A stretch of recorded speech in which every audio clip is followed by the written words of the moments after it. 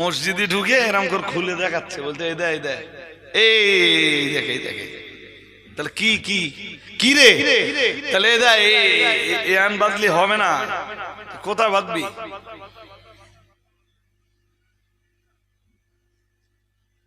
কোথায় আছে রে? তাহলে হাদিসে কোথায় আছে? বাংলা হাদিস একটা বার করলে কি বার করলে? আরে কথা বলবেন তো, কি বার করলো? হাদিস নবী বাংলায় বলে গেছে। তুই বাংলা বার করতেছিস? ওই হাদিসের বাংলা অনুবাদ যিনি করেছেন, তুমি তাকে একদিকে অন্ধের মতো যেমন বিশ্বাস করেছো, ঠিক তথাই বোঝো তুমি ধর্মের ব্যাপারে তাকে তুমি তোমার নেতা বানিয়েছো। ধর্মের ব্যাপারে, ধর্ম প্রতিপালনের ব্যাপারে, ধর্ম বুঝবার ব্যাপারে তুমি তাকে তোমার লিডার বানিয়েছো।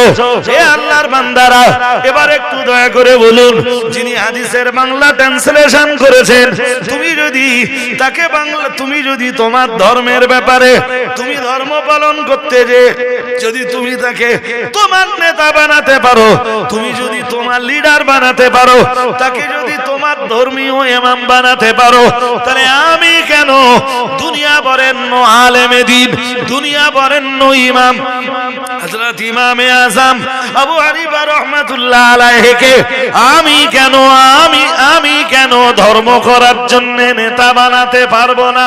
তোমার নেতার তুলনায় আমার নেতা, তোমার নেতার মতো নেতা হাজার লক্ষ কোটি নেতা যদি দাঁড়িপাল্লার একদিকে দেওয়া হয়, আর আমার ধর্মীয় নেতাকে যদি আর এক পাল্লায় দেওয়া হয়, আমার ধর্মীয় নেতার পাল্লা তো ভারী হয়ে যায়।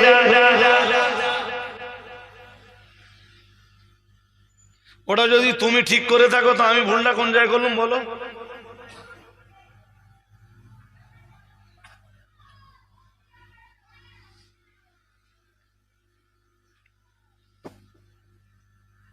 ব্যক্তি মানবা না,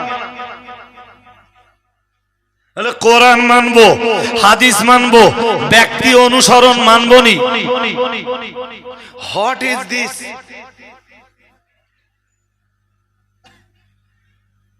ব্যক্তি অনুসরণ।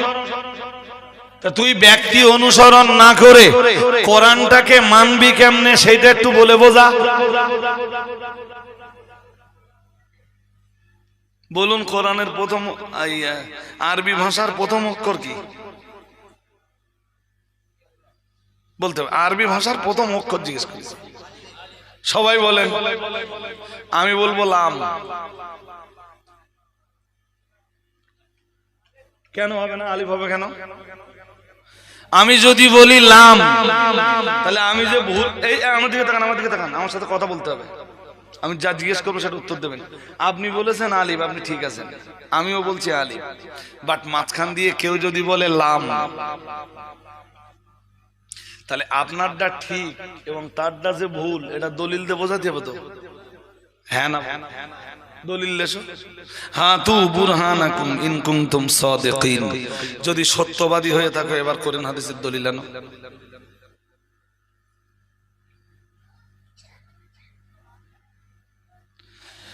তোমরা তো বলো যে কোরআন হাদিস ছাড়া আর কিছু, আর কিছু কি কি মানবে? কোরআন আর এক্সিলেন্ট। তোমাকে জবরদস্তি করছি রে, বলো আরবি ভাষার প্রথম অক্ষর আলিফ এর দলিল কোন হাদিসের কিতাবে আছে আর কোরআনের কোন আয়াতে আছে? ইমাম মানতে হবে না, মুস্তাহিদ মানতে হবে না, পীর মানতে হবে না, হুজুর মানতে হবে না, আলেম মানতে হবে না, মৌলানা মানতে হবে না, হাফেজ মানতে হবে না, কাউকে মানতে হবে না। একটা দলিল দাও, আরবি ভাষার প্রথম অক্ষর আলিফ। যদি কোরআন হাদিসের দলিল না থাকে তাহলে বলো, যদি কোরআন হাদিসের দলিল না থাকে তাহলে বলো, কোরআন হাদিস বুঝবার জন্য, কোরআন হাদিস ধরবার জন্য, কোরআন হাদিসের উপরে আমল করবার জন্য ব্যক্তি অনুসরণের প্রয়োজনও আছে।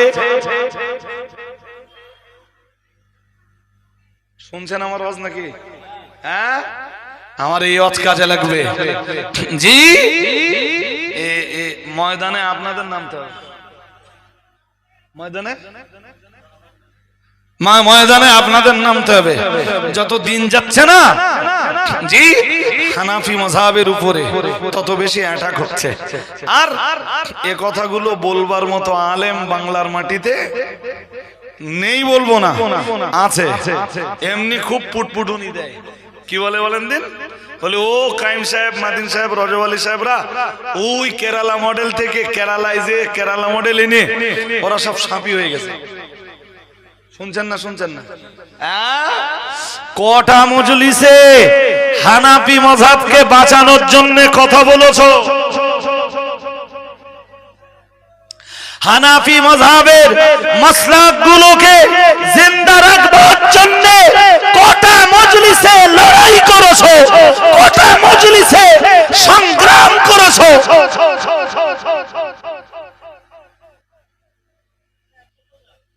জি সেই ঘুরিয়ে ফিরিয়ে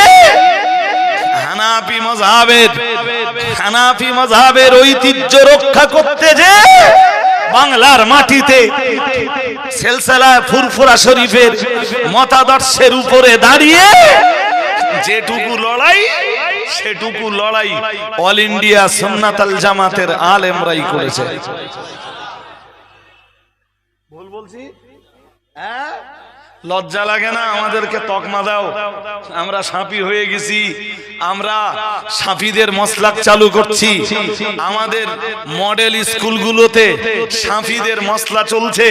এরা ভেতর দে হানাফি মাযহাবটাকে ধ্বংস করার চক্রান্ত করছে। এ কথা বলতে লজ্জা লাগে না?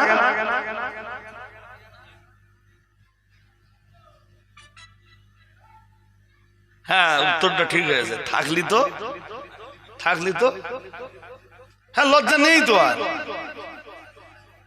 লজ্জা শরম সব শেষ। জি এবার বুঝুন। মন আপনাদের অন্যদিকে গেলে বলো কথা একদম বুঝবেন না। আমিও বলছি আরবি ভাষার প্রথম অক্ষর আলিফ, বাট এই কথাটার স্পষ্ট কোন দলিল আমাদের কাছে কারোর কাছে নেই। কোরআন হাদিস থেকে কোনো সারাহাতান স্পষ্ট কোন দলিল নাই। এই ছোট ভাই একে কমিটির চা খাওয়াচ্ছ তো? ও বিক্রি করে। ও মোটামুটি এক মাথাতে দেওয়া শেষ হয়ে গেছে তো, এবার একটু আধ ঘন্টা বিরতি দাও, দিয়ে তুমি একটু বসে ওয়াজ শুনে নাও। আমি নামলে আবার সবাইকে একবার চা খাওয়াবে। জি মন দিয়ে শোনো, খুব গভীর মনে। আমিও বলছি আরবি ভাষার প্রথম অক্ষর আলিফ, বাটের পক্ষে কোরআন থেকে কোনো দলিল নেই, হাদিস থেকেও কোনো কথা কয় না, কোনো দলিল নেই। তাহলে আমরা আরবি ভাষার প্রথম অক্ষর আলিফ বলছি কেন? কই আছে? কি দেখতে পাচ্ছি? কেউ যদি নাম লিখে দিয়ে তৈরি করে দেয়, মানবেন না, তার জন্য দলিল লাগবে। ওইটা কথা না। আরবি ভাষার প্রথম অক্ষর আলিফ, এটা আমায় কে শিখিয়েছে? আমি বলবো আমার হুজুর।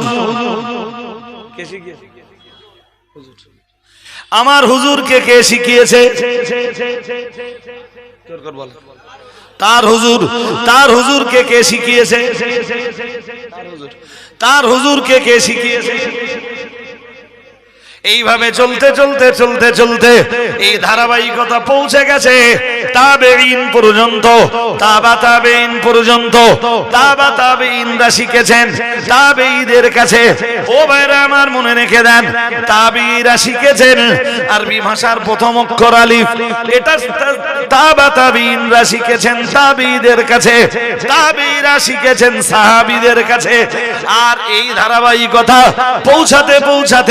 পৌঁছে যাবে মুহাম্মাদুর রাসূলুল্লাহ সাল্লাল্লাহু আলাইহি ওয়াসাল্লামের কাছে।